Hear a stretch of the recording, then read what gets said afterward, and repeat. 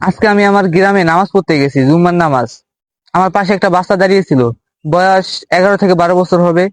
সে ঢাকা মানিকগঞ্জ মাদ্রাসায় পড়ে, পুনরাপাড়া নাজারা পড়তেছে। সে হয়তোবা নামাজের কিছুটা জানে, 2 বছর ধরে মাদ্রাসা পড়তেছে, একেবারে অজানা কিছুই না। যখন জামাতের সময় হয়ে গেল, তখন পাশে থেকে একটা মুরব্বী বলতেছে যে, এই বাচ্চা তুই পিছনে আসো। সে তখন দাঁড়িয়েছিল, সে বুঝতে পারে না যে তাকে বলা হইতেছে। তাই মুরব্বী তখন তার হাত ধরে টানে পিছনে দিয়ে দিছে এবং পিছন থেকে একজনকে সামনে দিয়ে দিছে। আসলে দেখে খুবই কষ্ট পেলাম। তাকে পিছিয়ে দেওয়ার কারণ ছিল সে বাচ্চা ছিল।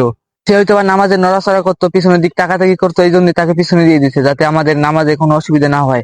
কিন্তু পিছন থেকে যাকে সামনে দিয়েছে, তার পাশে একজন দাঁড়িয়েছিল। পিছনের বাচ্চারা হয়তো বা জুম্মার দিন নামাজে অনেক শয়তানি ফাজলিমি করে। সে তখন পিছনের দিক তাকিয়ে দেখতেছে নামাজে দাঁড়িয়ে যে বাচ্চারা কি করতেছে। নামাজের শেষে ভাবলাম যে তাকে বলি যে, আপনি পিছন থেকে যাকে আইনে দিলেন, আপনি যেই কারণে বাচ্চাকে পিছনে দিলেন, সেই কাজটি একটা মুরব্বি করলো, আপনি তাকে কিছু বললেন না, এর কারণটা কি? আসলে বলতে চাই, বলি নাই। হয়তো বা এরকম মানুষ আপনাদের গ্রামে থাকতে পারে। আল্লাহ তাআলা এই সব মানুষকে হিদায়াত দান করুক, আমিন।